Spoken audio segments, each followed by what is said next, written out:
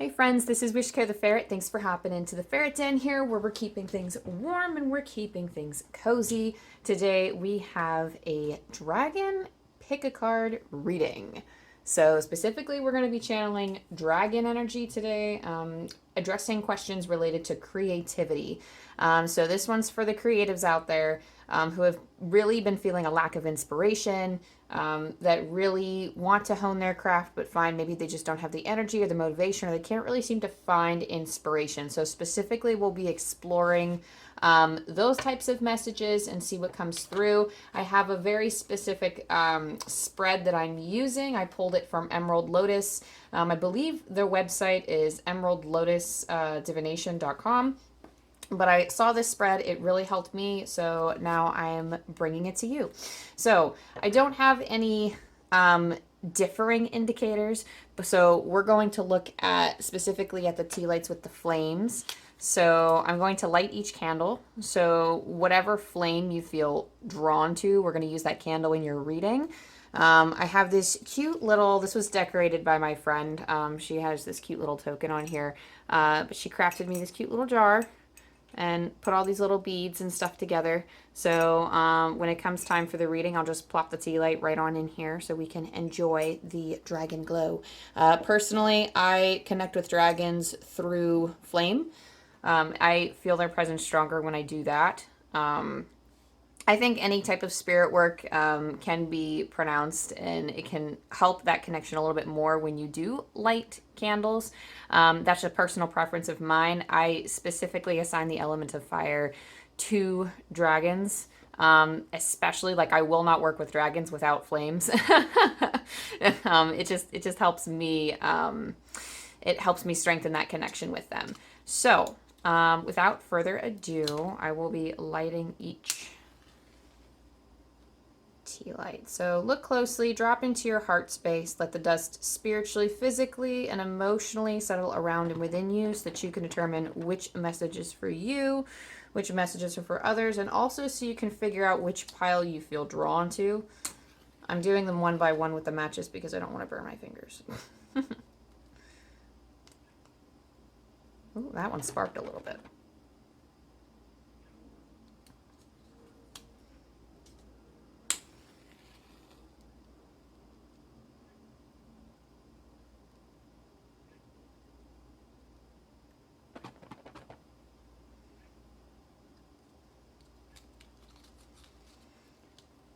Okay.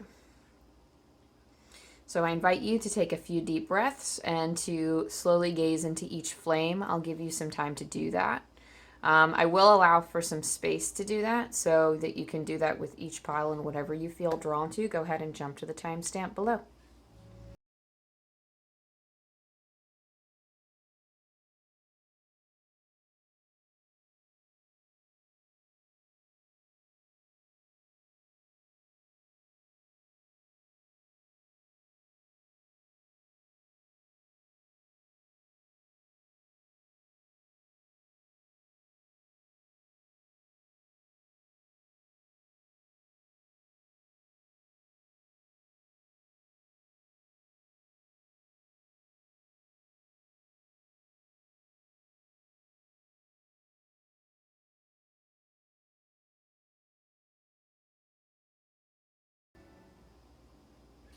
Hey, Pile One. So we're going to jump right into your oracle right off the bat.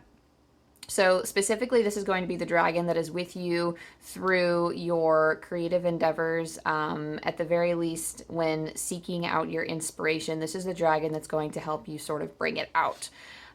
We have for you Rainbow Dragon, brings the leap of joy that opens new doors.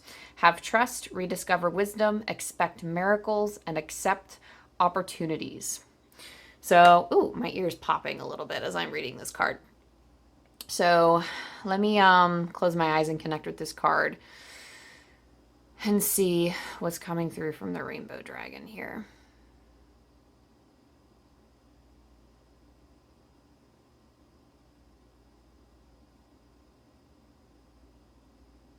Okay, so the dragon, first of all, wants you to know that you're strong. So there are opportunities coming your way, and if they're here. Some of you might feel like you haven't seen them yet, but that's just because you haven't been emotionally available, or you haven't made yourself available to those opportunities. That's kind of like how we would say, like, you can't really go out and take opportunities if you're staying behind closed doors. So putting yourself out there in your field of creative choice is going to help you attract those opportunities. I'm hearing that some of you might need a safe space to to practice your creativity. So creating that safe space for you, it doesn't have to be an actual space. It can even be a time. Let's say everybody in your household is out of the house for like an hour at a time. And that specific hour of the day you could assign to your writing or your art or your music or whatever other creative endeavor you're trying to do. But the thing is to find joy. It's kind of hard to dabble in our creative endeavor sometimes when there's a bunch of other people around, because we get a little self-conscious. We might feel like we have to measure up to a certain expectation. So really make sure that, this might actually be my group that is creative in solitude. A lot of creatives do produce work in solitude. Sometimes people are better in a group. That's not everybody. But I feel like I'm specifically talking to people who do like that solitude, who need a little bit more time out in the sun to shine their light. Like, they need a little bit more practice. They might not fully have the confidence in their creative abilities yet. But right now, the dragon wants you to experience joy with, specifically with this creative endeavor. So practice receiving that joy, keep opening yourself up to opportunities with this creative endeavor, not necessarily to put yourself out there and get business done. If you're somebody who wants to make your creativity a business, maybe not so much as putting it out there as a business, if that scares you. Maybe try to practice doing it with joy and reconnecting with that joy, because for whatever reason, it's connecting with that sunshine that it's going to help inspire you further and help you come up with better ideas. It can help you be more innovative and the like. But basically I love the rainbow dragon because he comes through in sort of like this super playful nature of like, let's play, let's enjoy this thing. And just trust that you will open up, you'll kind of, so specifically the rainbow dragon is showing me this beautiful flower, and it's budding. It's in like a budding stage right now. And it's like you're going to open up your petals and be fresh and blowing in the wind. Just don't force that. Don't force that bloom. Every flower blooms in its own time, and every flower has its time. Just make sure that you're nurturing that creativity so that you will eventually bloom. Okay, so I'm going to stick this off to the side here, and then we're going to get into the spread.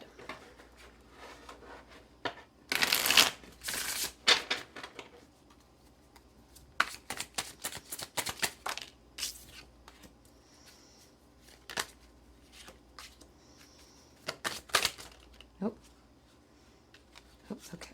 We have too many that flipped over here, so I'm gonna try that again.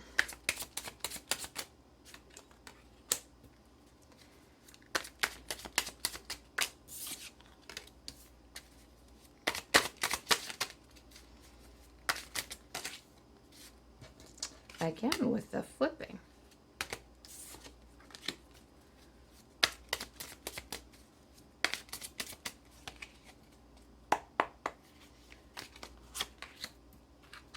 Okay, so let's fix this a little bit. Okay, so this is, if I can get it all, I zoomed out the camera just a little bit. I kind of lifted it up a little bit so we could get the organization. I might actually have to put it differently so it can fit something like this. There we go. Let me mark that on my sheet here so I can keep track. Okay, so this card right here is, where should I be looking for inspiration? You have the Five of Swords. So, ooh, interesting. So Five of Swords is always indicative of a conflict that we have with other people. Conflicts outside of ourselves. Oftentimes when I get the Five of Swords, it's a conflict that I have with my own mind. So that could be it as well. But whatever this conflict is, it's a conflict of the words, conflict of mind. So it's either something that you're saying to yourself, or something that you've been saying to yourself, or things that have been happening externally around you, and like your engagements with other people that have sort of brought you down. So where should you be looking for inspiration? Look to your own life. Look to the struggles. I know some people, like when it's almost like bringing that tension into your work. Not so much as like being tense while you do your work, but there's something here about like it is because of what you've gone through that makes your art unique. So whatever creativity that you are indulging in, see if it can tell it. See if you can tell a story. You don't have to be a writer to tell a story. You can tell a story through art. You can tell a story through music. You can tell a story through sculptures. You can tell a story through so there's something in nature. Like if you gardening can be art too, like specifically planting flowers in certain locations. So however you identify your like whatever creative habit, like this whatever creativity that you're feeding, make sure that look for inspiration in the things that have brought you tension in life, because those are the things that you feel strongly about and those are the things that you have something to say with. Okay, so seek expression of those events. Seek expression of those. Like if you're constantly fighting with yourself in terms of your philosophy on life, then share that, because there are other people that are also struggling with that same predicament. And that brings so much solace for you as the person who is putting it out there, and also for the person reading it. So for the next card, we also have something I possess that will help release the inspiration that I seek. So 9 of Pentacles is in this slot. So what is it that you possess? The 9 of Pentacles is a form of confidence and luxury. So maybe you actually, I don't know, 9 of Pentacles is the leisure card. When I see it, it's almost like, it's so interesting because we heard at the beginning, like you need to craft like a sacred space, or like there is a sacred space available to you. The 9 of Pentacles is having the time, having the resources to be able to achieve that space. There's something here about specifically space and time to be leisurely and to indulge in this creativity. So it's almost like you possess the time, or you have the luxury of spending time to indulge in this. It's either the time or the space. But the 9 of Pentacles, she's taking her time. She's in her garden. She has all of her friends surrounding her, or everybody who's inhabitants of the garden, everybody in her life. And she's really taking her time. She's not really working. This could be like outside of work for you if you're somebody who works like a normal day job or something, or outside of your normal responsibilities, in or out of the home, or prior commitments to other people. You have time around there to make it work. But specifically, I'm hearing the dragons say, like, engage with yourself. Engage in this activity in that time of your leisure, because that leisure time that you have, like if you're, chances are, like I'm talking to people who aren't spending their leisure time on their creativity. And I mean, there's a reason, like you're trying to find your inspiration, right? So, you have the time. It's almost like the dragons are like, lean into that time and don't feel pressure. That's the best thing I could say about the 9 of Pentacles. The dragon here feels absolutely no pressure, no expectation, and that's going to be important, is to not put pressure on you. I think that for a lot of us, for me, I've really only produced work under deadlines. So, it's hard for me to do something like this, but maybe you're somebody who needs to work with the pressure off, or maybe when you put so much pressure on yourself, when you say, oh, here's a deadline, or you're expecting yourself to go big or go home. That's kind of what I'm hearing, is I can either go big or go home, but that adds on to the pressure. That adds this level of wanting to, like, there's this little perfectionism that comes in that starts to gnaw at you. So it's hard sometimes to have those expectations of those deadlines, but really just indulging in that play, see what you can create.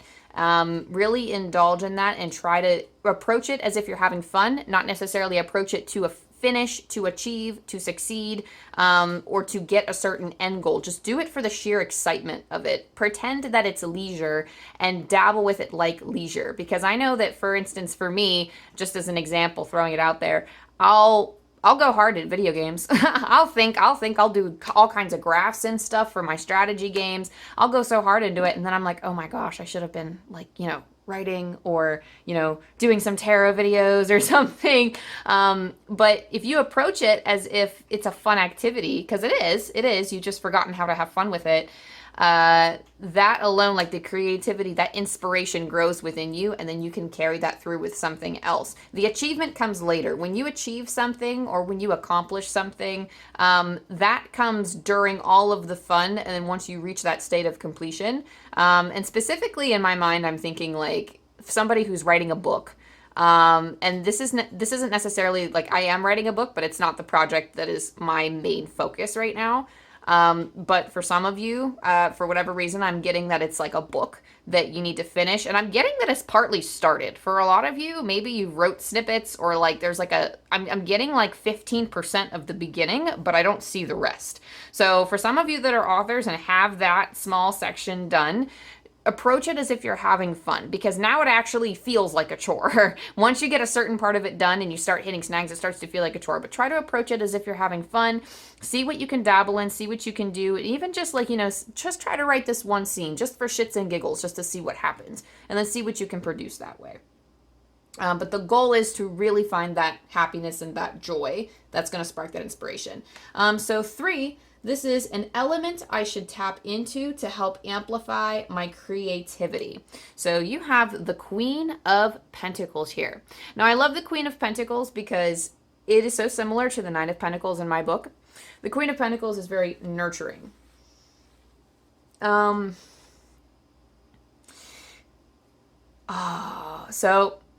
I just heard, so a dragon just said specifically, and this doesn't have to apply to all of you, it might be only a select few of you, but you're a caregiver for little ones. So you could be a mom, you could be a dad, you could just be like a parental figure for somebody, but it's almost like for some of you, quite literally look after little ones and treat this creative project like your baby.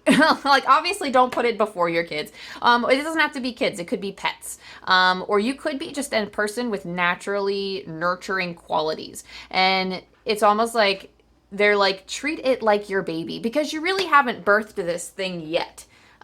This is something that, once it hatches and grows and blossoms and whatever you want to call it, whatever analogy you want to use, whether it's a garden, whether it's, like this little animal thing that you're growing in an egg and it hatches, whatever the case may be, it's growing, it's beautiful, you're creating it, you're nurturing it.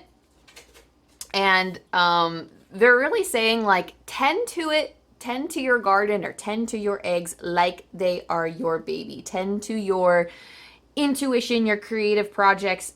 Treat it as you would a child. Check in on it throughout the day. Like, usually people are thinking about their kids or their pets. If you're a pet lover like me, you're thinking about your pets all day, or you're thinking about your kids all day. You're wondering, what are they doing? What are they having to eat? Are they making good choices? Are they feeding themselves okay? Are they playing? Are they having fun? You're thinking of ways that you can engage with them, ways to make them happy, all kinds of other stuff. So really ask yourself the big what if questions with your creativity. See what limits you can push with your projects, and really treat it like your child. Grow it, tend to it, and put attention onto it like it's your child. Okay. Let's see. We have this 4th card here, the 2 of Cups reversed. It's what is holding me back from feeling inspired. Oh boy, with the 2 of Cups. Okay. So immediately the word that comes to mind is shame. The 2 of Cups, I will say there's 2 different interpretations of this, okay? So the 2 of Cups being reversed, the 2 of Cups upright is always indicative of a soulmate presence, or it's our relationship with ourselves, like our higher selves.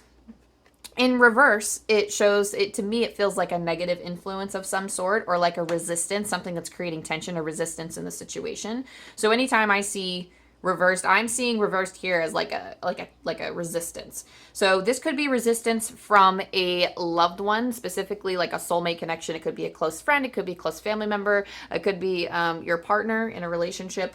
But perhaps you feel shame, either brought on by that other person, or you could just be feeling ashamed to bring something like this up to someone.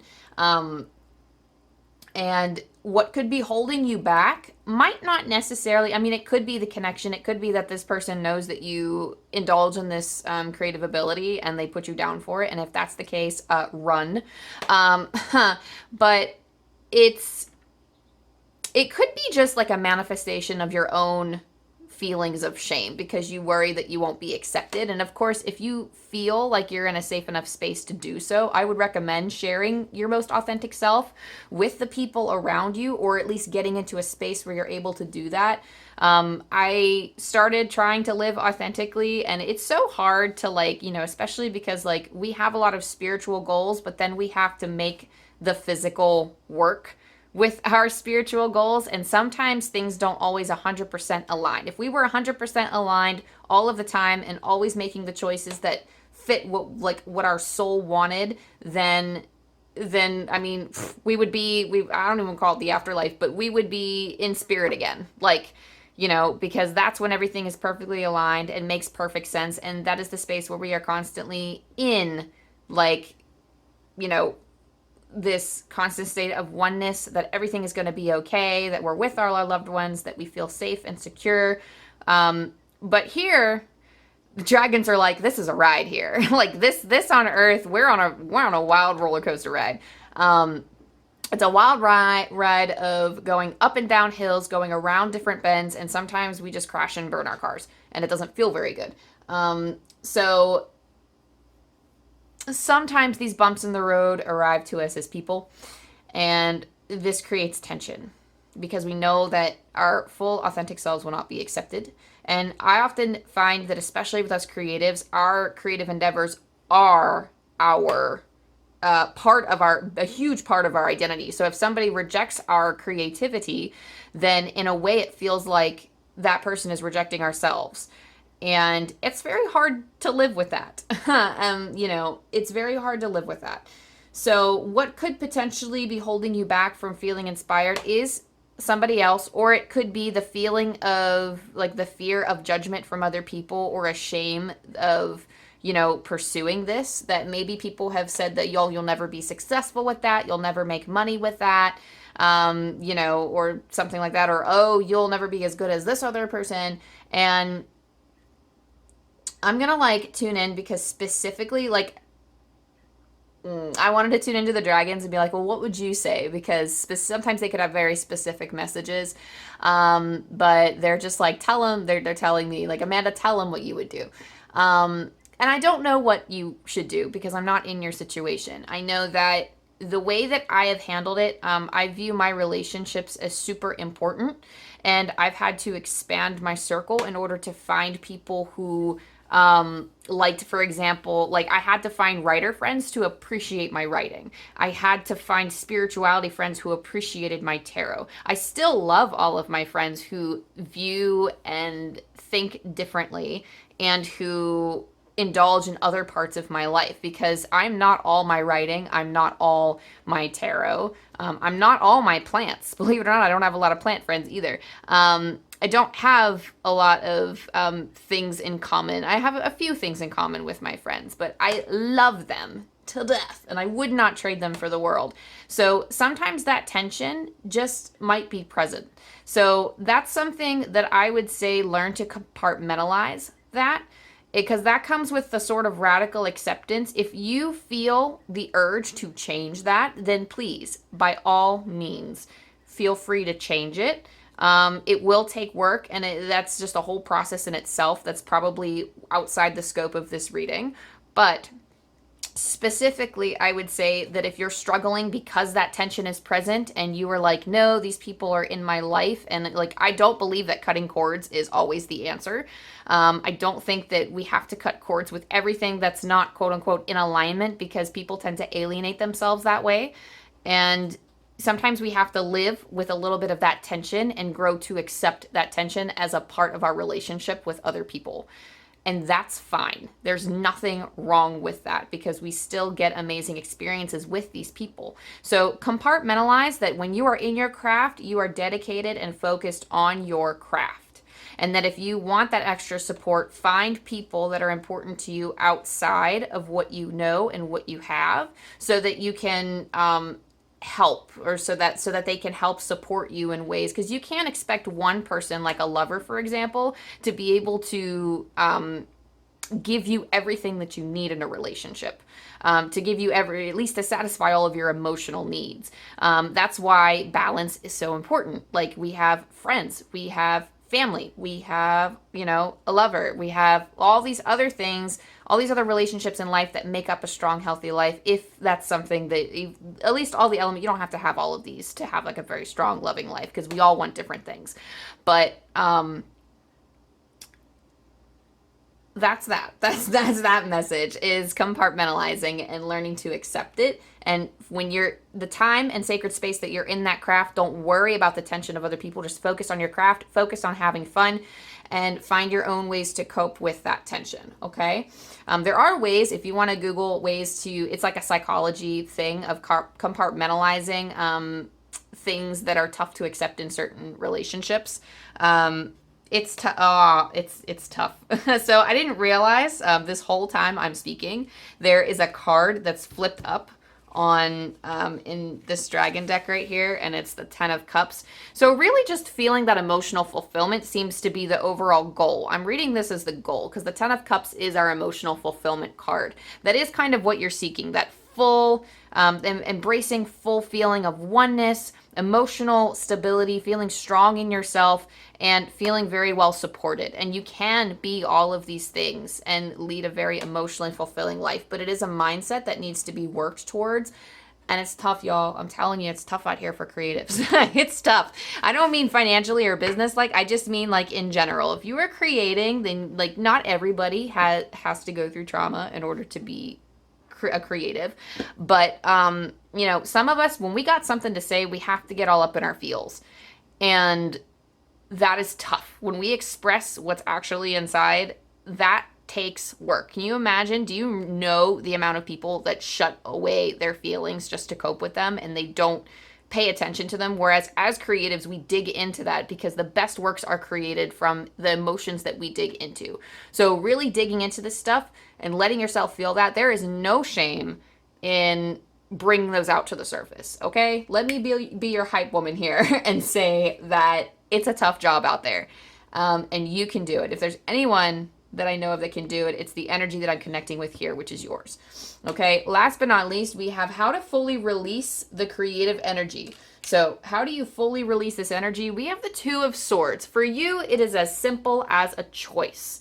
You need to make that choice. And I'm getting the chills as I'm talking about this, because I totally didn't pay attention to this card until I got to it. I'm not as familiar with the spread, so I have to read I have it off to the side here in my little clipboard here, and I have to read as I line up the cards and the images. But essentially the 2 of Swords, anytime the 2 of Swords pops up in a reading, it is always indicative of a choice. We can choose to hide from the truth, or we can choose to expose ourselves to the truth and then consciously make a choice knowing these 2 truths that we hold. So in here you have 2 choices. You can either indulge in your creative self, or you can choose not to. For you, it's simply the act of taking that one step towards your goal. And again, if you can't view it as a goal at first, view it as just commit. That's what the dragons are kind of asking of you right now, is commit to your practice. You need to commit to yourself and commit to your practice, because it's something that you enjoy. It's something that you enjoy. You love it. You love it. You're obviously drawn to it for a reason. And sometimes a great deal of our torment, we don't realize this, but a great deal of our torment is simply not starting, or not doing anything. We can't figure out why we're so frustrated. We come up with all these reasons why we can't. But the second we start doing it, give it a few minutes and it starts to become easier. It might not be a few minutes for some of you. It might be, it might take a little bit longer. It might take a little bit less. But once you're actually in the activity and you start losing yourself and getting into that creative zone, you really start to roll with it. It's that initial step that's the hardest. Everything after is, I wouldn't say it's a piece of cake, but it's just getting in that flow. It's like you're building from the momentum of it. It's easier once you start getting the ball rolling, okay? And last but not least, usually I roll the angel dice at the end of all of my readings, but this time I'm going to close my eyes and see if I can channel any remaining messages from your dragons and see if there's anything else they would like to share.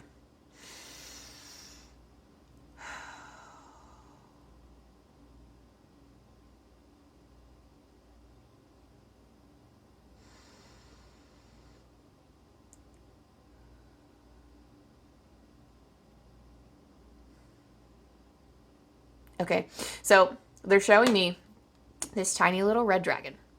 And have faith. So they're showing me a dragon, and he actually is holding this little tiny flame in the palm of his hand. This is like a baby dragon. And first of all, the dragon has to grow up. This dragon has a lot to learn, but this dragon can cultivate this flame to be bigger and bigger and bigger. And with the more he practices his craft, the older that he gets, the stronger this flame is. But they're showing me somebody who's approaching a craft very new. This is, whatever craft this is, it is something that's close to your heart. But specifically, they're showing me not only is this flame the craft, like the love and desire and appreciation for this craft, it is your faith. As you continue to commit to yourself and to make the choice to do this craft every day, every other day, every week, whatever your schedule looks like for you, even if it's not a schedule, but just committing to it. Maybe actually, for whatever reason, committing schedule does kind of come hand in hand to me. So maybe some of you do need to craft a schedule, maybe not to the minute, but having a set amount of time or saying, I'm not going to go to sleep until I do this thing. But they're showing me this little tiny flame. That flame is your faith. It is your craft. I see it as your craft and your inspiration, but also your faith. So it's almost like they're one and the same, your faith and your craft, or your faith and your inspiration, they're one and the same. So having belief in yourself, that you're good at what you do, that you can be good at what you do, that you can do this, that you can be accepted for it, that you can grow, and that you can be happy with this. As you start having faith in those things, and also trust that like spirit's with you. Like whether you call in dragons, the universe, your guides, angels, it doesn't matter. So long as you have faith that they're there to catch you, like they're saying, we have your back. I see the dragons like basically holding your shoulders with like their wings here. They're kind of like cloaking you with their wings, like we got you, like we have your back. And I see so many others. I see your guides actually too. Your guides are standing behind you. Specifically, I see about 2 or 3. I see like a main one and then like another one that's around. But they're trying to hype you up. Sorry. I know this is channeling dragons, but they're there. I can't ignore them. They're there. They're standing right behind me. So I see them there at your shoulders, and they're being your hype men. They're there and they're like pushing you on. They're like, you can do it. So let your faith grow. Believe in yourself. You got this, okay? That's what I have for you, Pile 1. Thank you so much for allowing me to channel this for you. Thank you to your dragons and my dragons, and also to any of the spirit and angel entities that helped out with this reading. I really do appreciate it. If you resonated with this in any way, go ahead, like it, subscribe, all the things, and comment down below and let me know what your craft is or what kinds of things you like to creatively dabble in. For me, it is a writing, plants, tarot. It's, you know, I don't know. I'm drawing a blank, but there's so much other stuff that I do. Like, I am not defined by those things, but there are so many other things that come and go, but specifically those are just taking up so much real estate in my heart right now. So yes, but definitely let me know those things if you still feel called. And yeah, keep an eye out for more videos. I love you, I love you, I love you, and I'll see you next time. Bye. All right, Pile 2, so for this, before we dive into your tarot, we're going to look at this oracle card first. And the intention that I set for this oracle card is that this is the dragon that's going to be working with you throughout the creative process, and at the very beginning when you are trying to seek out your inspiration. And for you, you have Golden Christed Dragon. Brings you higher love so that you embody the Christ light. Christened. Maybe it's Christed. I'm saying that wrong. I'm so sorry. Golden Christed Dragon? Yeah, something like that. Absorb the Christ light. You are protected. Expand your heart and remain 5th dimensional. Ooh, this is a beautiful card indeed. So let me actually tune into this dragon and see if it has any messages. Specifically, when you walk in Christ light, you don't have to be Christian in order to relate to this card, but this is more symbolic of a higher love for humanity. So a desire to bring this creativity forth to help other people. And specifically, ooh, I just got the chills. Some of you are powerful. Some of you are just straight up light workers, and I don't know what to do. Like, I just like, I found my people. No, but specifically, like, it's not that I don't know what to do. It's just like the energy sometimes that comes through. Like, I personally find Christ light to be pretty overwhelming for me. I do connect with angel energy, but Christ light's just something different entirely. Like, not too different, but it's very strong. It's very loving. It's very nurturing. It's something that holds you close and like doesn't want to let you go with its unconditional love. And I can't. But these are leaders. Specifically, these are leaders. So this dragon is coming forth to teach you in your quest of inspiration, to find inspiration, how to be a leader, how to modify your craft so that you can help other people, because that seems to be the, I want to say life, I want to be careful when I say the words life purpose or life mission, just because our life missions can change. So I don't really want to call it a life mission, but I would say that specifically, like we can have many different purposes in life, I believe, because we are ever changing as human beings. But acknowledging, first of all, that you are protected by unconditional love is what this dragon is here for, and also helping you channel that unconditional love through your craft so that you can assist other people. It's almost like you're causing, like, it's like in seeing you soar, other people will soar. So it's almost like you are teaching other people how to, maybe you're somebody who wants to run workshops in your craft someday. Maybe you're somebody who wants to teach people and wants to guide people through their struggles of everyday life through your craft. Either way, it's almost like you want to bring other people to ascension and connect people with this unconditional love. Okay? So, that's what this dragon is basically trying to teach you how to do. So, actually walking with this dragon, so imagining this dragon and walking with this dragon in meditation, because I would say for me, because I'm mostly, I don't want to say mostly, but my backbone to all of my abilities is my clairsentience. I mostly hear, and I do occasionally see, but I do, like the very basis of everything that I do and all of my channeling is clairsentience. So I always have clairsentient exercises when I connect with certain dragons. This is a dragon where you really want to feel the Christ light come through. You really want to feel that love. So I would practice just sitting in meditation and just imagining. It doesn't have to be as detailed as this, but imagining a gold dragon of any kind, however you would imagine a golden crested dragon. Imagine that golden dragon coming to you and shining this golden light all over you. And specifically, oh, this is so interesting because I've never done the meditation with this dragon before, but they are showing me. So, okay, specifically, I don't know. Maybe we should just do that now. So let me guide you through the meditation now. You can totally skip this, and I'm actually going to leave a note. So for those of you who don't want the meditation, you can skip this ahead to the rest of the reading. But I feel like this meditation is important because they're showing me a very specific image. So I'm just going to put pile 2 meditation and circle it. If you heard that sound, it was me circling it hardcore, so I don't forget to put that in the timestamps.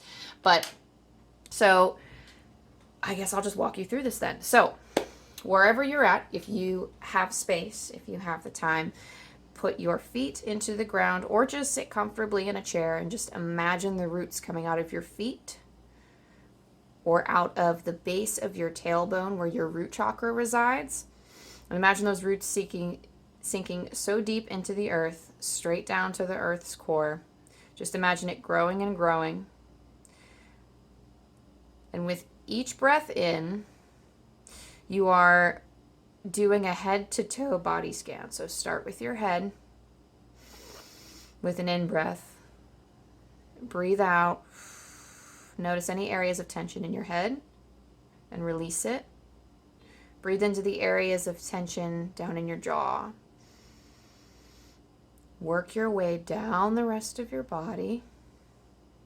Go into your throat. Breathe into the areas of your shoulders, along your back. However tense your back is, some of you may feel called to breathe into each vertebrae or different sections of your back. Maybe take some time with that. Any areas of injury or pain, breathe into those areas slowly. Imagine it going down your arms, through your fingers. Travel down your torso. Breathe into your gut area. Breathe out all of the tension, the anxiety. Let the knots unravel one by one. Release the tension in the rest of your stomach. Move on down to your hips. Release your muscles. Let the knots unravel. Breathe into the spaces that are tight. Breathe it out. Let it pour back into the earth from whence it came. Let it travel down your legs, your knees, your feet, down to your toes.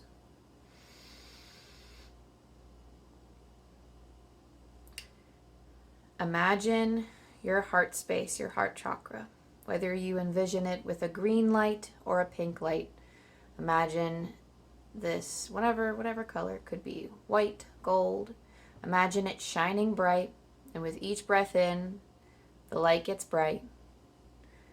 And with a breath out, it gets a small. And then when you breathe in, it gets bigger and brighter. Breathing out, it gets a little bit smaller.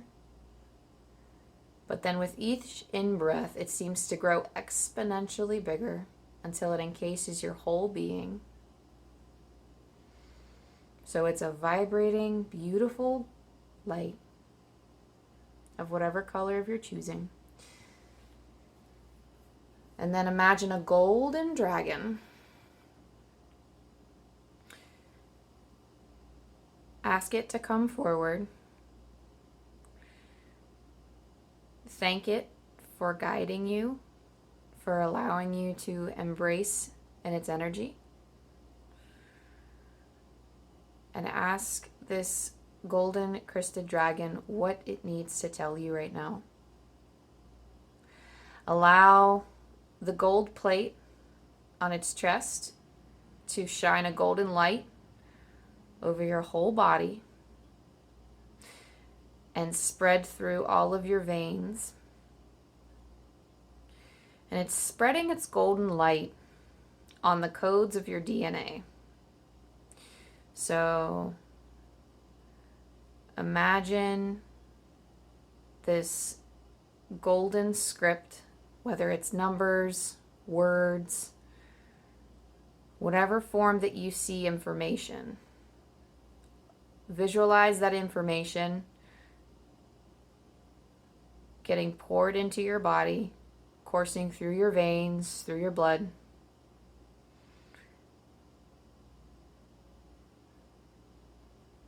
And then as this golden light settles around you, and as the golden crested dragon takes a step back to admire their work, slowly become aware of this information and let it sit. Let the energy around you settle. Let this energy become a part of your being. Recognize it for what it is. Recognize the truth that it's telling you. And understand that more will be revealed to you in time.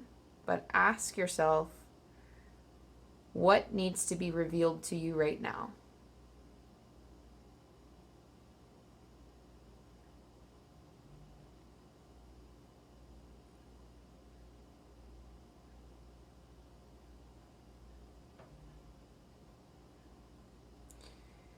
After you've received that, you can stay in this meditation for as long as you like. If you want to pull a pause to the video, you may.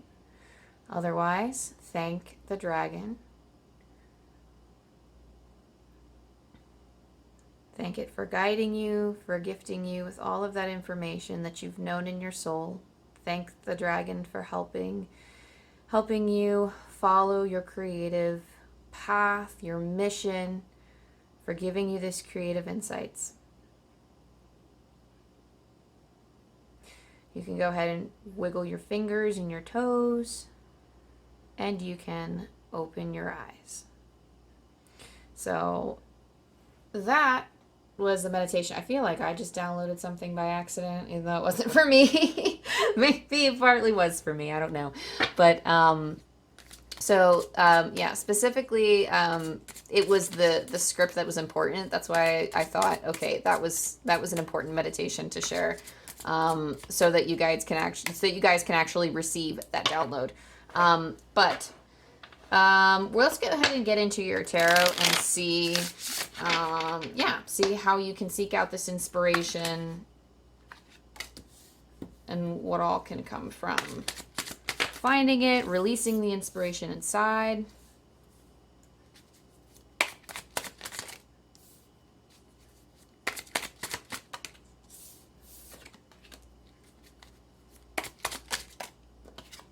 Okay, so, ooh, lots of reversals. All right. Reversals are not a bad thing, by the way, y'all.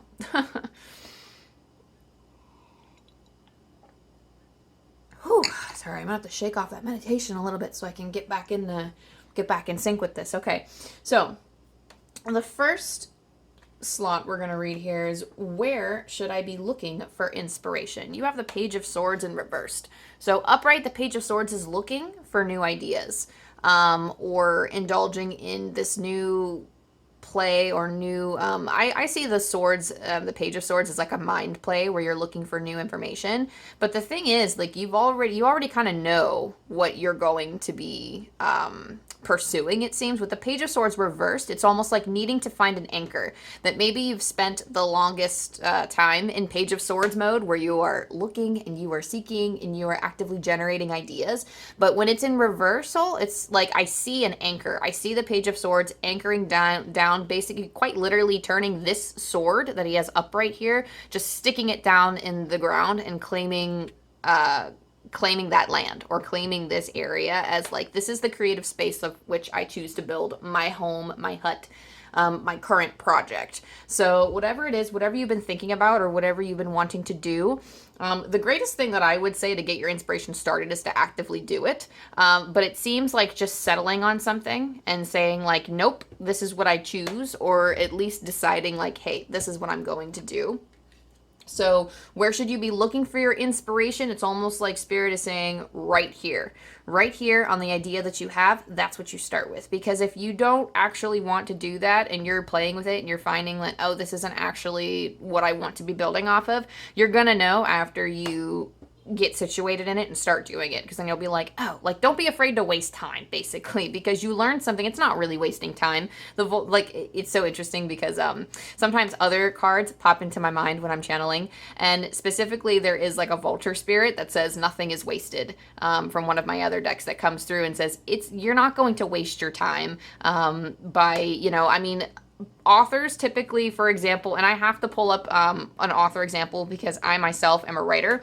So, they'll write a whole book and then completely scrap it and then rewrite the whole thing again, because that's just a part of the creative process. It's the same thing for anything. Some artists completely paint white over their canvases. I asked my sister is an artist, and she had all of these beautiful pieces, and she was like, yeah, I'm going to reuse the canvases and paint white over it. And I'm like, what the excuse my French, but I was like, what the fuck do you think you're doing, girlfriend? Like, don't do that. They're beautiful. And she's like, no, but like, it doesn't make me feel alive anymore. Like, it's not, they were just for practice, and it's not my best work, and I'm going to make it my best work. Now, you can argue that, she needs to put her work out there anyway and not have this level of perfectionism like a lot of artists do. But on the other hand, I can't say anything as an artist too, because I'm the same way. It's not even the perfectionist thing that gets you. It's the fact that, and like, a creative's work is never done. Like, the work itself can be done, but there will always be something else to do, to build off of, to do something else. So if that is in order to get to that, she's like, okay, well, I want to use this specific work as inspiration, but she says she wants to completely white it out and try the same concept, but again, with other skills that she's accumulated so that she can make it look better. And then the final product would probably end up being better because she's in the process of doing it now. But that in itself is a part of the process. Messing up or making what you feel are mistakes, that's a part of it. But you have to actually stake claim to something and start doing it. So that way you can figure out what is working and what's not working. Okay? So where should you start? Right here, right now, lay your claim. Lay claim to that land here. So something that, something that you possess that will help release the inspiration that you seek. Oh boy, this is like the most bomb-ass card to get in this slot, because you have the Shaman, which is equivalent to the magician in the traditional tarot. And oh my golly, can I tell you that the magician is the creator of the deck? The shaman can create anything. He has all of these resources at his disposal. He has the sword, he has the wand, he has the pentacles, he has the cup, and he has this sphere of knowledge here. He has the sphere of wisdom. He has so much wisdom that he's cultivated over the years. Specifically in this deck, the shaman dragon is incredibly wise, has been around for a very long time. I do feel like for some of you, you are old souls seeking some sort of, like, some of you actually do have a, I told you, some of you are light workers, or some of you have like a big, I don't want to say like a big purpose again, because, everybody's purpose, as I've said, can change. But it's almost like you came here to get shit done. You came here to this world to get shit done. You specifically incarnated in this moment in time because you got something to say. And it's almost like you have lifetimes of wisdom and knowledge to share. Because the shaman is very old, very wise. So some of you may actually realize yourselves or recognize yourselves as old souls, or you may have had experiences where either people have said you were old souls, or you have dreams where somebody has identified you as an old soul, or you recognize that you have lived other lives, that you have this wisdom that you don't know how you gained it, you don't know how you curated some of these things, you have a strong intuition, like a strong knowing of certain things, and lessons that you've learned previously in past lives. So these types of things, it's almost like, it just reminds me of somebody who who's lived so many, it just reminds me of the archetype of somebody, I don't even know if it's an archetype, but I'm specifically thinking of somebody who has lived many, many, many, many lives, and then now has this lifetime to bring those lessons out in whichever way they choose, or however they choose. Whether you want things to go through, because I'm hearing the word specific from a dragon, so specific for you, you might be feeling it's like a specific thing for you, and that's okay. I feel like this can manifest in different ways depending on who you are, but you have all of these tools, you have all of these resources, so you have so many talents and skills, and you have such a, like, the magician is the manifester of the deck as well. The shaman can create anything with this goblet here. And the thing was, the strongest thing here, I would say, because all of these tools are being utilized, of course, and they're all equally important, but I would draw special attention to this cup here that is lighting the flames, sparking that inspiration. This is the heart. The cups in the tarot is always about the heart and our intuitive motions, our intuitive and our emotional motions. And specifically calling upon your heart finds the guidance that you seek. Oftentimes, we find that we light up with the answer that our heart gives us, especially when it comes to when it comes to our creativity. So listening specifically to trust what the cup is telling you, trust what your heart is telling you, and that your heart is going to help you release the flames of some of that inspiration and help light and fuel some of that inspiration, okay? An element I should tap into to help amplify my creativity. We have the Ace of Swords here. So this is the element that you need to tap into. And again, we have a Swords that's reversed. So the Ace of Swords is indicative of a new beginning and just the birth of new ideas. It could be just a sudden breakthrough. So in reverse, an element to tap into. Ooh, interesting. So specifically, a dragon just said, grease your wheels. So for those of you who are confused, so to me, this is somebody, so again, the Ace of Swords is like the start of something. It is the sudden start. It's new, it's fresh. When it's in reversed, it's not quite new, it's not quite fresh. And in terms of greasing the wheels, this is something that maybe you've slowed down for a bit. Maybe you're looking for an Ace of Swords moment where you find an epiphany or you make some sort of revelation that's going to spark all that inspiration, make it all come back. But it's almost like Spirit is saying you need to create that for yourself. It's all like, I'm trying to figure out how to best describe this feeling that I'm getting. In terms of greasing your wheels, maybe you've slowed down to the point where like maybe you are the type of creative that wants to do things very fast, or you are a very go, go, go, or you're a very all or nothing type of person. So that when you put all, like when you're in it for a while until you burn out and you're like, okay, I'm going to pull back for a little bit. Or like you might be obsessed with this one thing for a while and then pull back once you start losing interest, and then think, okay, now what, like, you know, I don't have inspiration. I don't feel like doing this. Maybe I'll feel like doing it tomorrow. So whatever you have to do to grease your wheels, I'm not really sure how you would do that, but specifically, what? Oh, okay. So greasing your wheels usually means that like you're kind of in a rut. Like you were moving at one point and maybe you've been moving for a while and you just need to grease your wheels so you can get back up and moving again because something has slowed you down. So adding something fun to the mix, because now I'm hearing something about peeling away the eggshells. So like a hard-boiled egg and then peeling the shell away. So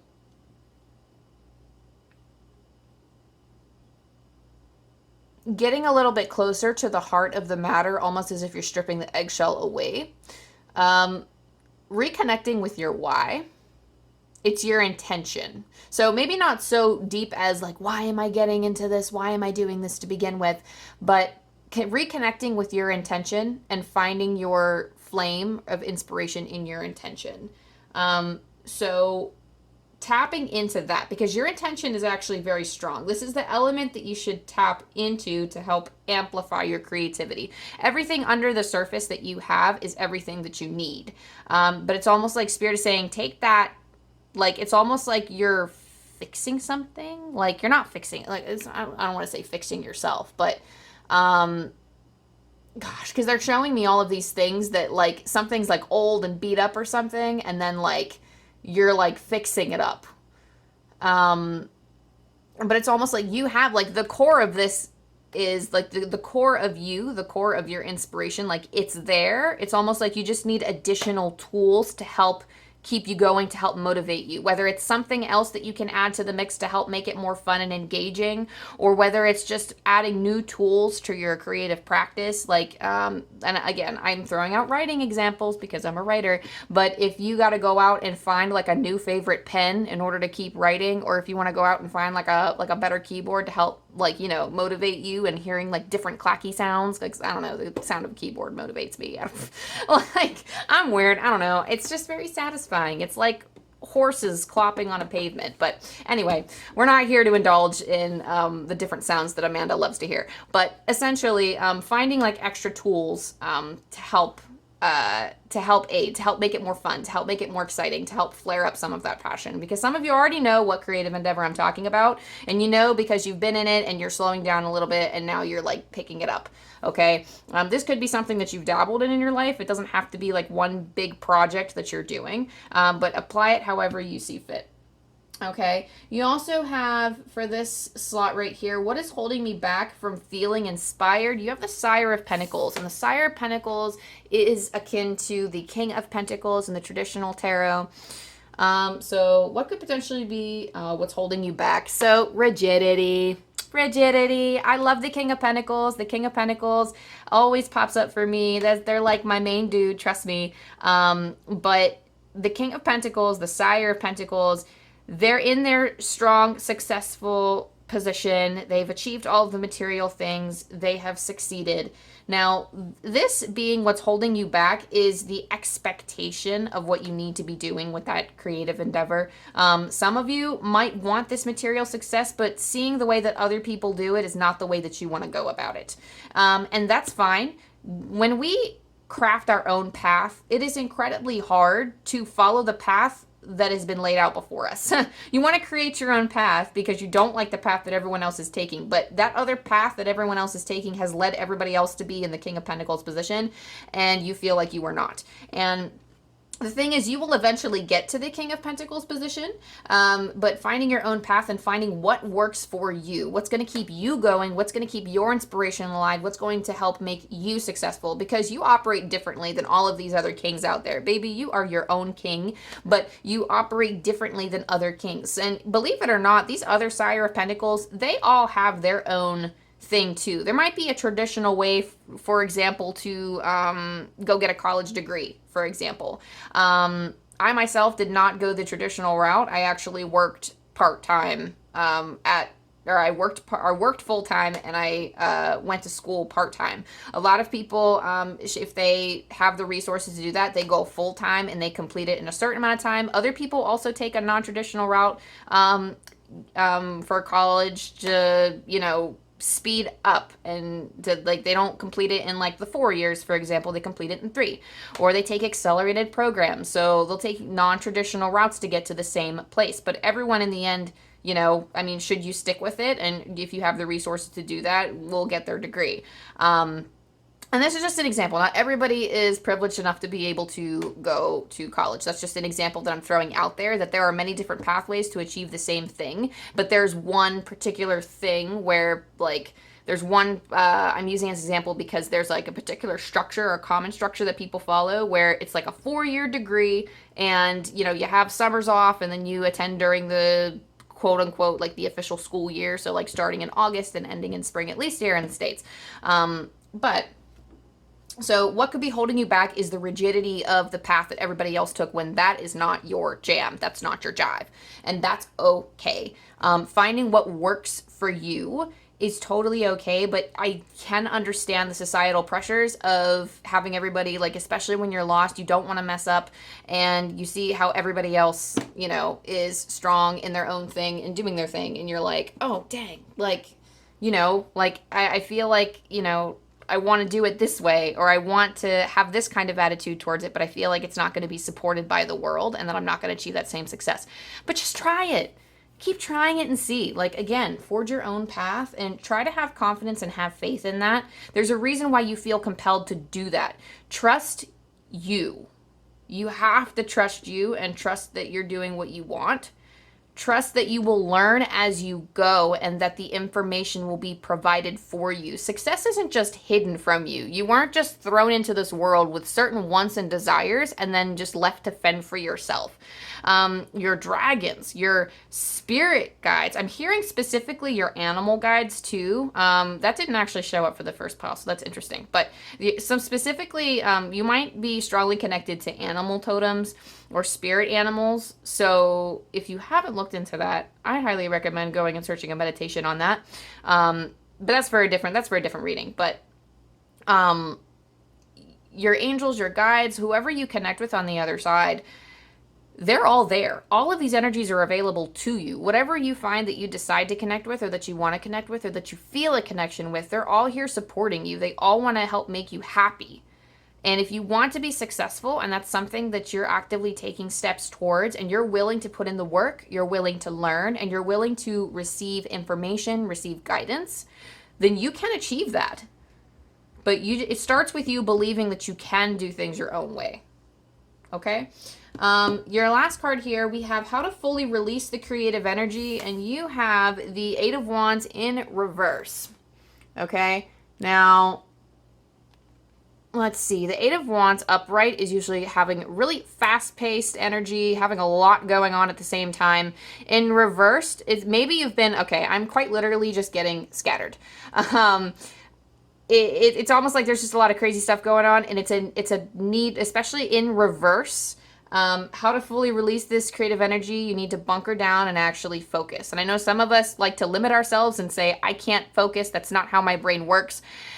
You can if you have the motivation. I know it's kind of like a catch-22 here. I'm saying, how can I find the motivation to actually do something? Force yourself and show up even if you don't want to. There is a famous author, and I can't remember, I could not tell you who it is. It's a classics author, and if you know it, please leave a comment down below and let me know who it is, because I always throw out these examples and I have no idea where to credit it. But essentially, this author showed up every day to sit and to write. They treated it like a job every single day. It might have been Hemingway. I don't know, Ernest Hemingway. But somebody showed up, and a lot of authors, artists, they actually do this. They don't feel like doing it, but they show up anyway, put their pencil to paper, and then they craft a book. And they work through it, and then at some point during their novel, they do end up feeling this inspiration, this strong inspiration. Okay? So you have to find it by actively doing it, even when you don't want to. So there's that. Fully release it by focusing on one thing. And if you find that you actually want to do 5 million and 3 things, finding one thing to focus on for now. Don't promise yourself forever and cancel out the rest and say, I'm never going to do that. I'm only going to focus on this one thing. You will eventually get to the other things, I promise. Or maybe you might lose interest in them. That's okay too.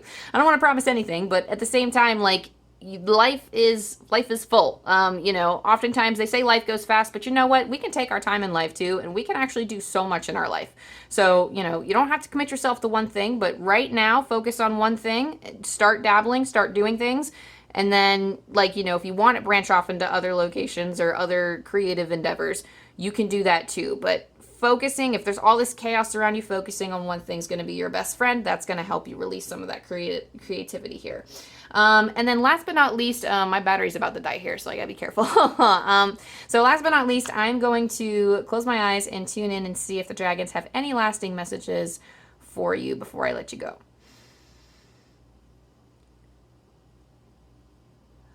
Okay.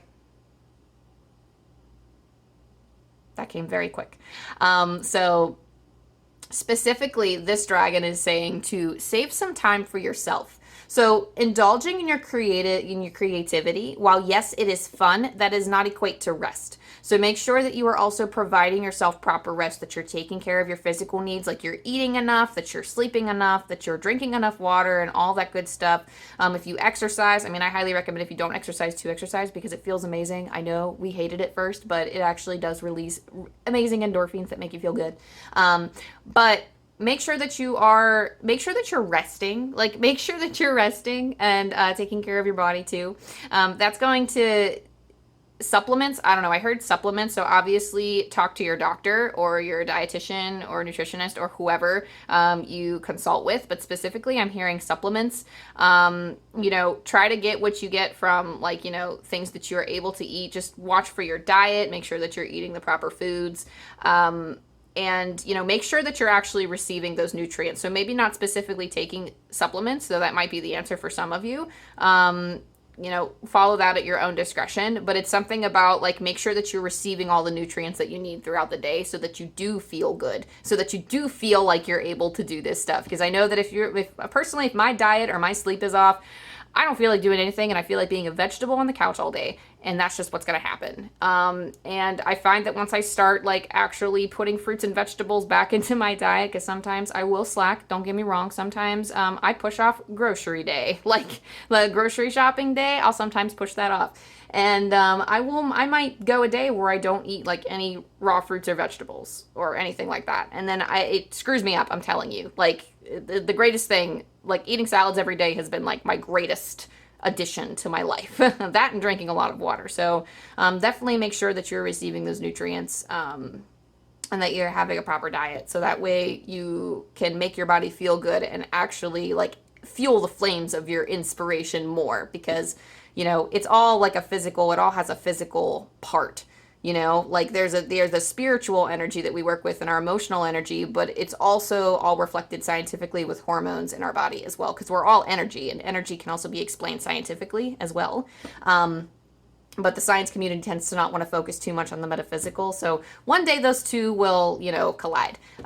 More so than they are kind of colliding now, but they need to work a little bit more, because science, I feel like, of my personal belief is that science or any of the metaphysical, anything in relation to the other side can all be explained with science. We just haven't done it yet. We just haven't done it yet. So, but that being said, I'll hop off that podium.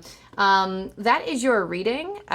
So thank you so much for tuning in. Thank you to your dragons to your angels, your guides, anybody who has helped spiritually back up this reading. Thank you so much for helping me channel, and thank you for allowing me to channel for you. If this resonated with you in any way, go ahead, like it, subscribe, and all that stuff. Comment down below if you loved the meditation, if it helped you, if you want to share any insights as to what you received, and maybe share what your creative endeavors are with me, because I love bonding with different creators. I love hearing what y'all have going on. So I love you, I love you, I love you, and I'll see you in the next video.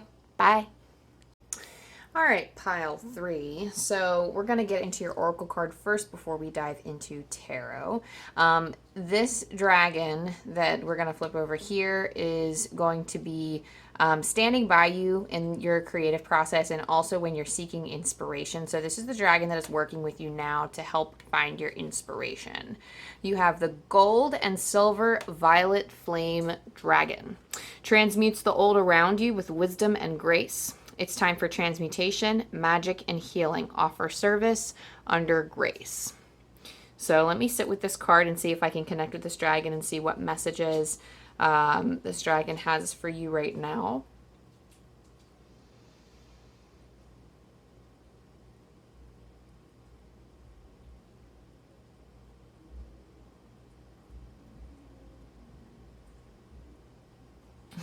So a car just passed outside of my house and they're playing really, really loud music. So some of you could feel compelled to express yourselves through music.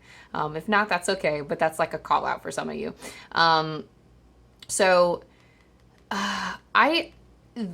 It's showing me a very simple message. So quite literally just taking the old and burning it up. Burning it up. So in this picture, we see that this dragon is holding a butterfly. Quite literally transforming the old into the new, taking all of the ick in your life, or every suffering, or all of like your dampened feelings, and then turning it into basically like anything that's just sounded like a noise to you. It's like you're making it beautiful. You're taking that suffering. It kind of reminds me of like the poetry that a lot of writers used to write in their like when they're teenagers, and some of them do now, but it's like the very classic like, oh, angsty poetry, blah blah blah. But I mean, it touches so many people and it helps in so many ways. I'm gonna use tons of writing examples because I am a writer myself, and that's just how Spirit's communicating with me. You don't have to be a writer to connect with this. It's just an example, but it's almost like bring that suffering into something else. Like I know NF, I listen to that artist a lot. He raps, and he raps about his feelings, like as a lot of people do, but he's somebody who's been through, like he talks about his mental struggles or mental health struggles in a lot of his music. So that's kind of the vibe that I'm getting with this, is that turning the icky feelings or like the pain that you feel into something extremely beautiful. So like you're burning away the old and you are choosing to bring it forward to help other people. And you're serving this up with a lot of grace, just as the card says, the offer service under grace. This dragon is here to teach you how to transmute. That's what the purple is in this dragon. Purple is the color of transmutation. So taking the old, transforming it, taking pain and forming it into something beautiful, something that you can use, something that's not to tear us down, but something that can be used to help other people, something that like transmuting that old energy to help yourself as well. Like this is a very healing experience for yourself as well. So something to be healed here, something is changing and transforming. And okay, so I'm also like, because I'm connecting with dragons, but your guides are actually coming through really strong here too. And they're actually coming through, they're like, they quite literally told me, your guides are telling you to have faith and to stand strong. Another pile actually got have faith too, but specifically it's almost like have faith that things are going to get better for you, that things are going to start looking up.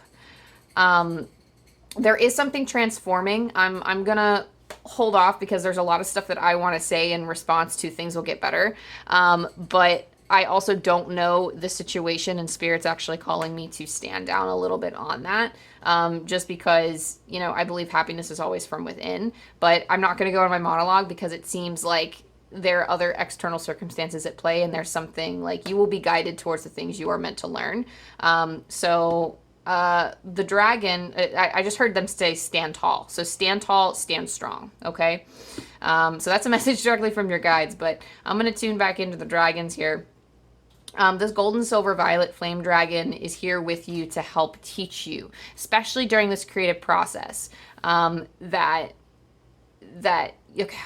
so interesting. So I'm actually noticing the purple tint because I have purple tint on my grow lights here. And interestingly enough, right before this reading, oh my God, that is so, okay, I'm going to pull it because it's right here. I literally took a look at this dude right before this reading. So I love that this is coming through and I'm being guided to talk about plants. So this is my little bamboo. And I bought him super cheap online off of this website that was selling all these stalks for $1. The other ones didn't make it. This one might not actually make it because I just filled this with water. I use water beads to grow this dude.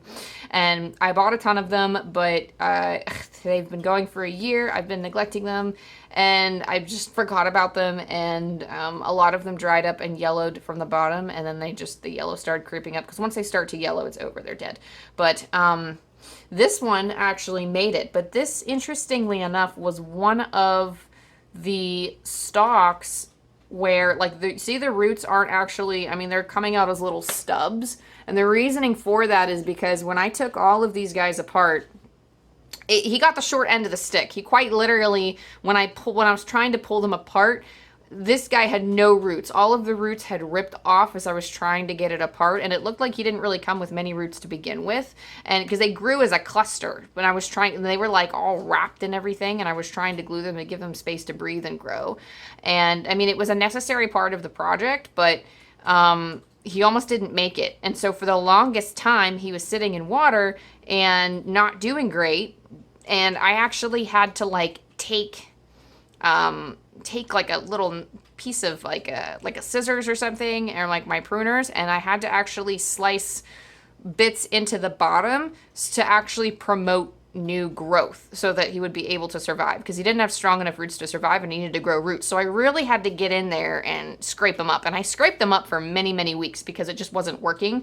And I sprinkled root powder on him and like everything. I did the whole shebang, y'all. I did the whole shebang. But interestingly enough, he ended up outliving all of the other, bamboo. So, this is kind of, I guess, example of what's basically happened to you. You might not have had what you needed, like the kind of success that you want or the kind of things that you wanted to achieve. You may not have had a strong enough root system. You might not have had the strong enough support. You might not have had the right tools in order to engage with life the way that you wanted. So it's almost like the life that you chose to enter into kind of gave you lots of scratches and scuffles and trauma and all this other shit to deal with that really scraped up your bottom. But you did grow your roots out of those places and grow. Like, he has hope for him now. I mean, look at him. Look at him. He's got all these little roots poking out. It's just a matter of which roots are going to shoot out and make their home in this glass. But I actually, literally right before this reading, I just poured some extra water in there to rehydrate the beads. I actually have to change them out here, but I didn't want them to die in the meantime. So, but yeah, that example, quite literally, that's so weird how it all just kind of flows together. But it sometimes, like, the events or situations surrounding the readings that I do relate to the readings themselves. So I always find that to be quite lovely. But that message in itself is basically like, these things happen to you so that you can grow, so that you can learn from them, and that's so you can stand stronger than others, so you can do what others don't have the experience, the wisdom, or the knowledge to do, because you've been through it all and you know. Now you have the tools necessary to work with this creativity. Now you have the basis of this expression, and you can help other people who are also going through these things. Okay, so I'm going to put this off to the side and pull from your tarot now and get this spread going on here. Whoop, and we're dropping stuff already, but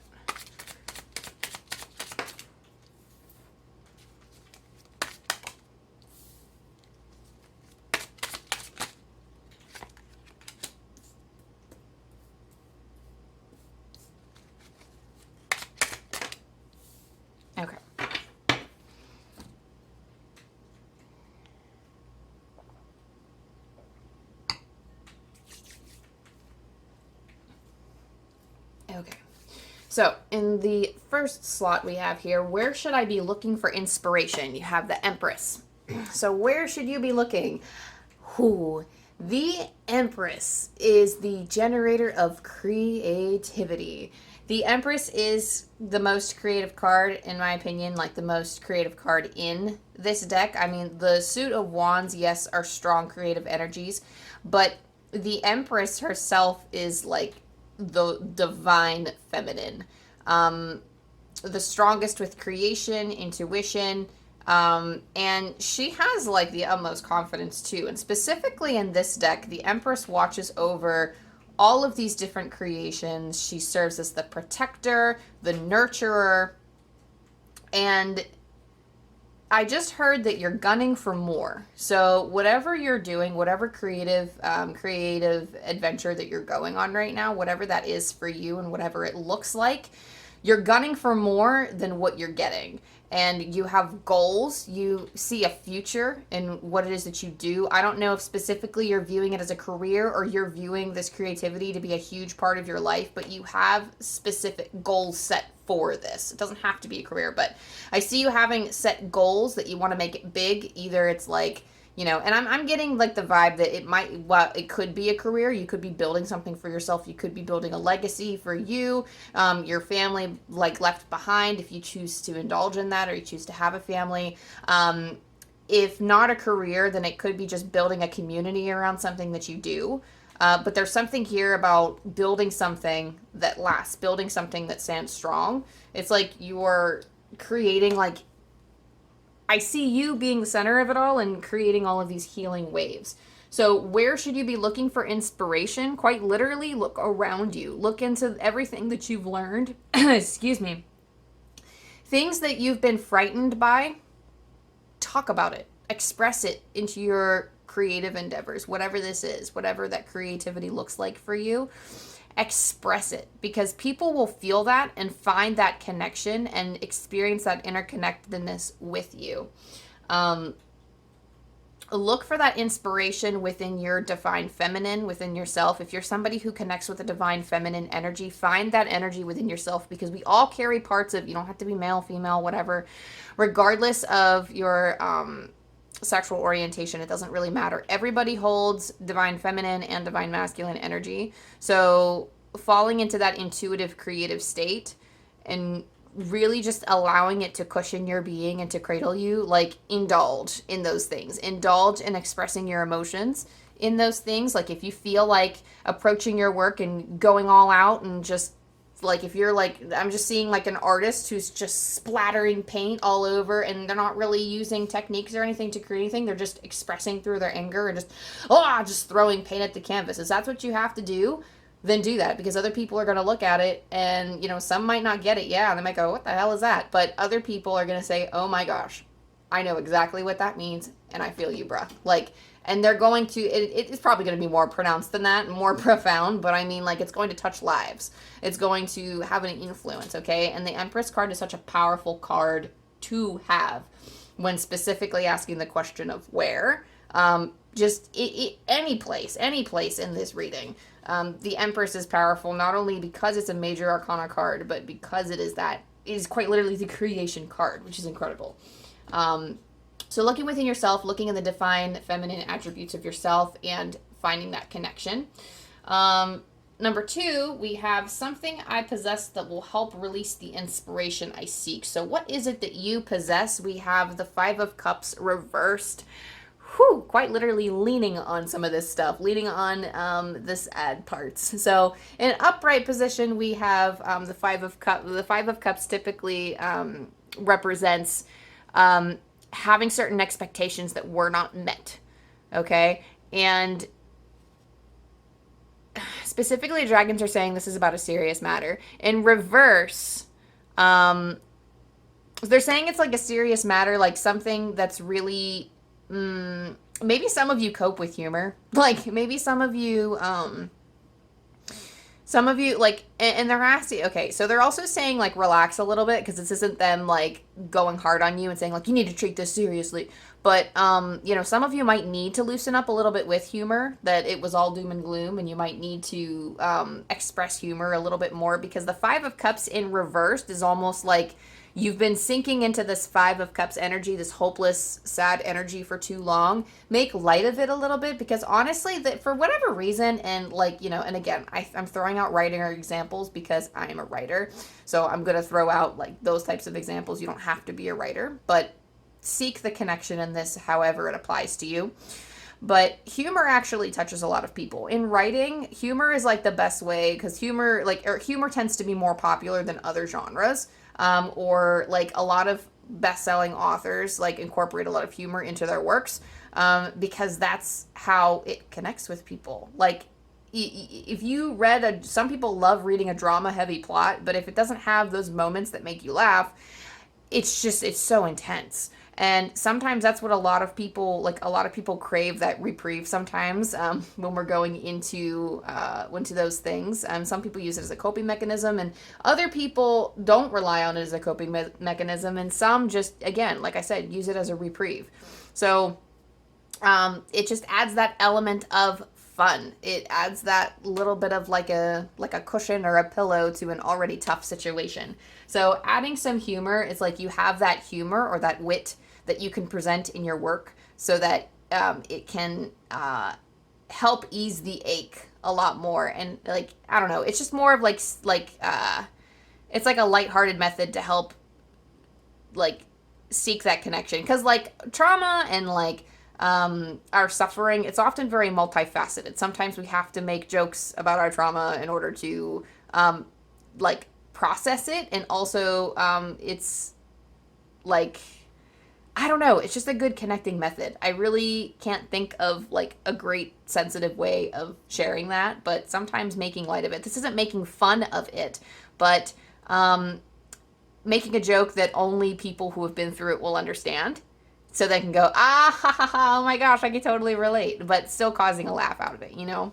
So using some of that humor to mix in with your work as you express your creativity, or using that humor and reflecting on yourself for a little bit, might help flare up that inspiration a little bit more, because you might actually be dabbling in too heavy of energy in order to fully keep that flame alive, you know?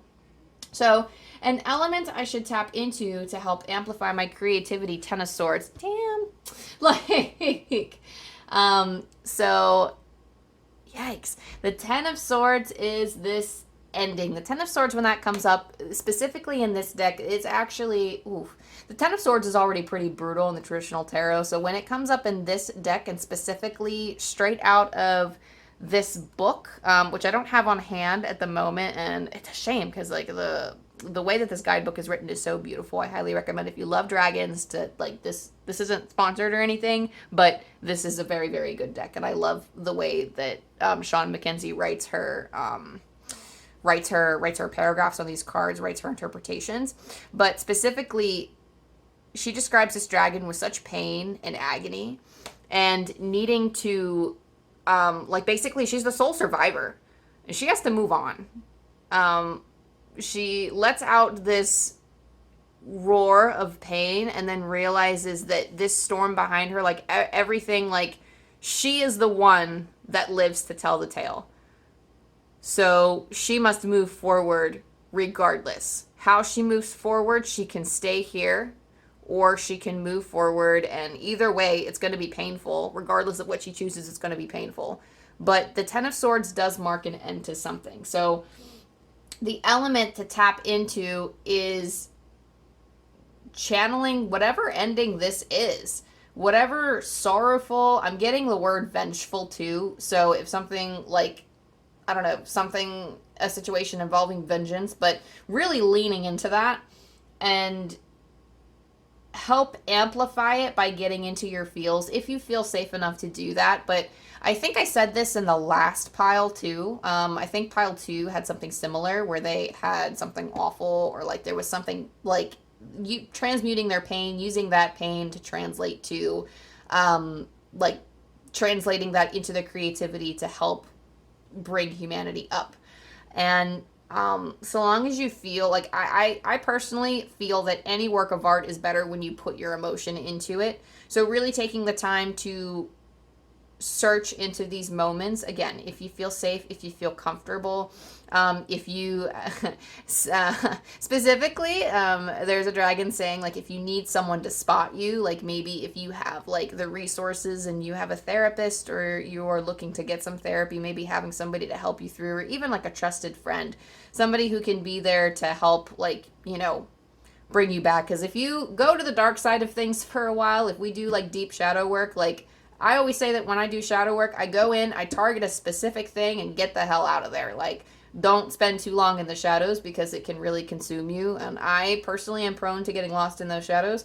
So I know that as people, sometimes we tend to get lost, and it's hard for us when we're in the shadows sometimes to see the light. So I recommend going in, feeling that, getting what you need, expressing it, and then not dwelling in there any longer. Get support if you need to and get out. But that can really help amplify your creativity and kind of fan the flames of that inspiration. Like once you get started, once you start working with that feeling, and once you start sharing your work too, you'll start to notice its impact on other people. And then that also fans the flames of inspiration as well. Let's see. We also have what is holding me back from feeling inspired. We have the Hierophant in reversed. This is so interesting because again, I don't know if you felt drawn to pile 2. I highly recommend you go look at their pile as well, because they had the King of Pentacles in this position, and it's kind of a similar message, but specifically there's something that's coming out for you. So there is a small message here. There's a message here because like the Hierophant upright. The Hierophant upright represents a form of rigidity, as the Sire of Pentacles or as the King of Pentacles would. The Hierophant also represents boundaries. So with the Hierophant reverse, so on one hand, maybe moving away from structure would be better for this, because there's like what is holding you back is witnessing the structure and everyone else and going, that's not how I operate. So especially in a reverse position, it's like you're going against the grain, going against the structure. So maybe you need to find your own way of doing things, which was like, again, like I said, a big part of in this same position. Something that was holding you back. But specifically for whatever reason, the Hierophant, so the Hierophant upright has strong boundaries. In reverse, so what's holding you back maybe is actually having too loose of boundaries, or like you don't have strong enough boundaries. And the reason why I say that is like boundaries with yourself. So again, this is kind of what I was saying, going into a dark spot and then staying there, like not really, like you're mining for the stuff that you need for your work, and then maybe you have a tendency, or you're prone to staying in there for a long time. And a lot of you just need to get the hell out and find an anchor. Like, this is what I would recommend for you. If this is holding you back, find an anchor. Find something that will keep you rooted to your identity. Because this is transmuting energy. The change is already tough enough as it is. If you are helping yourself change through creativity, we have already found that we have changed to a certain degree, and we are not the same people that we once were. We're not the same people that we once were yesterday, because we've realized things. We've learned things. We've made different choices that make us different people. However you define yourself then is not how you would define yourself now, because you've learned and you've changed. So that being said, sorry, I'm like looking at the clock now and it's military time, so it's 2023, but interestingly enough, that is also the current year of 2023. So finding a way to anchor yourself into the present. So you don't have to be approaching this reading in 2023 in order to resonate with it, but because this is getting posted in 2023 and I see 2023, the message is to stay in the present. Find something to anchor you into the present. I know when I was kind of losing my mind for a little bit, and during my spiritual awakening, there was actually, there were 2 spirits that came to me during a dream, and he quite literally just came rushing into my dream, and he threw me in his lap, and then he started going, "What's this?" and like pointed at my shirt, and I said, "A shirt." And then he was like, "What's this?" And then I was like, "Those are my shorts." And then he shows up my necklace. He's like, "What's this?" And I was like, "Oh, that's my necklace." And then he was like, "Okay." And then he was like all smiley and stuff. And I was like, "Oh, that was so sweet." So He very clearly had his own personality, which I thought was a lot of spirits do, but I'm still like, I don't know, I'm very charmed sometimes by like the spirits that come by to help, because I'm like, oh my gosh, like I could meet you in real life, like you're so distinct. But anyway, so that's the example that I always pull from, like finding something to anchor you. For some people, that's actually a mindfulness exercise, like describing something that you see in immense detail. That's just one thing you can do. Something that you could use to anchor yourself, maybe something to remind yourself of your identity. Like you can make like a personal shrine of like all of the things that you love. Like for me, maybe it would be like my favorite deck.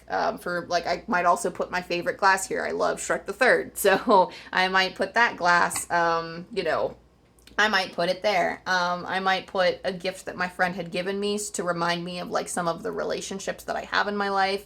And then I might also write myself like a little note or a little letter to help bring myself and remind myself, like kind of like be my own little hype woman in a sense, and write myself a letter to read when I'm down, and then just kind of fold it, put it away, forget about it, and then pull it out when I need it. So finding something to anchor yourself into the present is going to be important for you. Lastly, we have how to fully release your creative energy. How to fully release it. You have the Ace of Pentacles and you have it reversed. So the Ace of Pentacles, it's always like the start of, material wealth, I just heard. Whoa. The Ace of Pentacles is always like a new financial opportunity. In reverse, this could be an opportunity that you've been sitting on, or an opportunity that you did not take. And maybe it's passed you by, and that's okay. If not, hop on that shit.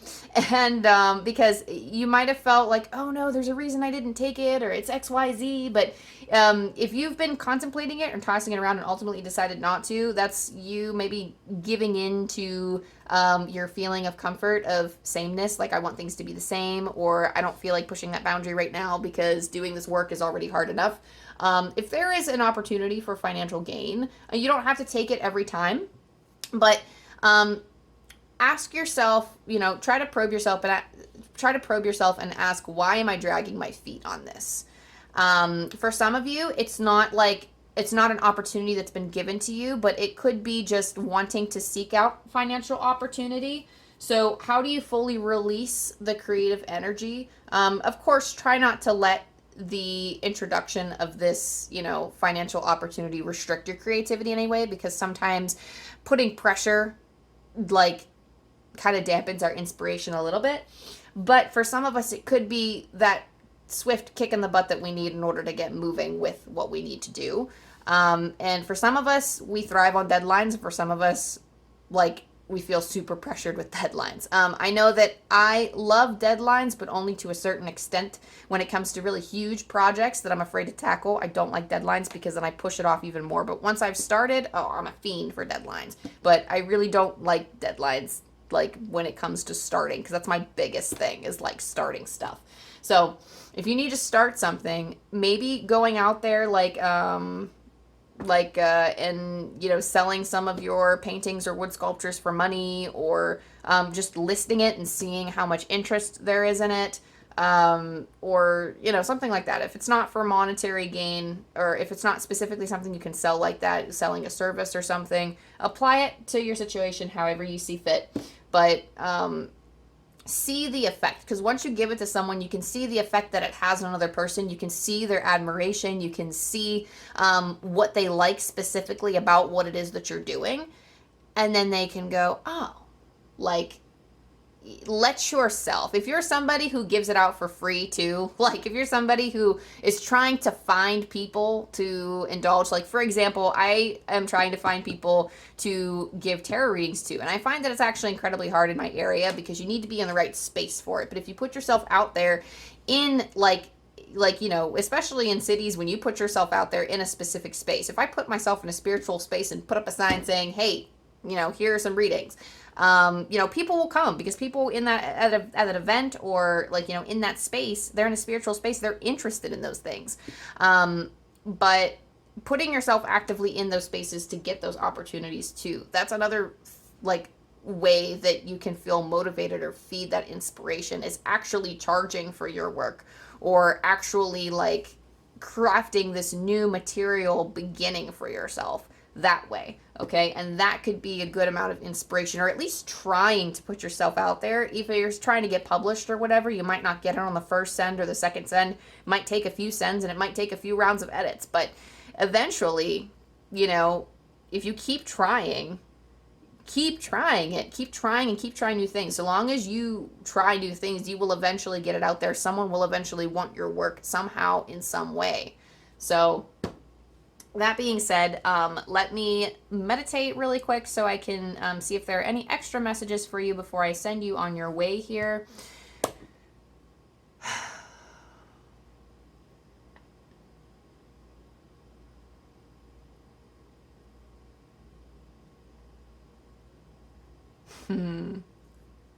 Okay.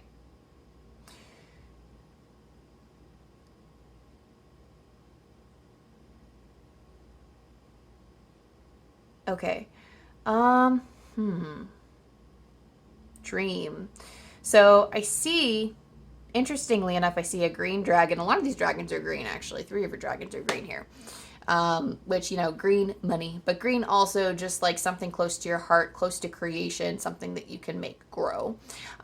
Specifically, they're showing me a green dragon who is holding this scroll and reading a bunch of words. Now, some of you could be writers, but some of you, I see it as more of a studying thing. So, for some of you, there's insights to be found from your dream world specifically. Study your dreams. Write down your dreams, because dragons, your guides, your angels, just your team, somebody is trying to communicate with you through your dreams. Write them down. I don't know if it's a loved one or if it's like just somebody's coming through with messages and it's in your dream state. So write down your dreams. That often comes through in my other readings, but interestingly enough, not the last 2. But they want you to write down, because when you wake up in the morning and you remember your dream and you think, that was the craziest thing I think I've ever, like, what could that possibly tell me? It's always in hindsight, when we look back as we go about our day, that we start to make sense of it sometimes. So I would recommend, as soon as you wake up, even if you don't remember anything of the dream, I always say write down how you're feeling when you first wake up, because getting into that habit of going to your pen and paper or your keyboard, however you choose to record, right after you wake up, you're going to remember more and more every single day. If you're like, I never remember my dreams, trust me, you will with this method eventually. And even programming yourself, I guess you could say, before you go to sleep and saying, I will remember my dreams. I will remember my dreams. I say it all the time, and I'll say it until I'm blue in the face. I'm telling you, I will be as blue in the face as I am with my nails. I'm telling you, like, that is the way to remember your dream, is saying, I will remember my dream. And then as soon as you wake up, record anything. Even if you're not even sure what you saw, what you heard, what you felt, doesn't matter. Be like, I think this happened. I think this happened. Or I think, I don't remember this very well, but blah, blah, blah, blah, blah, blah, blah. And oftentimes you'll find that once you record, you'll start remembering more of your dream, and it starts coming back to you, and you're like, aha, I got it. So anyway, that being said, messages in your dreams, study your dreams, because there are things there for you. That being said, that was your reading, pile 3. Thank you so much to you, your dragons, your spirit team, your angel guides, any other energies, my own spiritual energies and dragons, for helping me channel this message with you today. I really do appreciate your presence. It's been such a joy to connect. I'm sure that whatever you create will be absolutely amazing for this world. And OMG, yes, drop your stuff down below if you so feel called, because I would love to indulge in it. But like and subscribe if this resonated with you and you want to see more of my stuff. It definitely helps the channel grow. And, you know, again, leave a comment if you so feel called. I love to hear what you guys are doing. Specifically, if you have something to share, I would like to see it. But if not, that's cool. You don't got to. It's fine. But, yeah, so I love you, I love you, I love you, and I'll see you next time, y'all. Bye.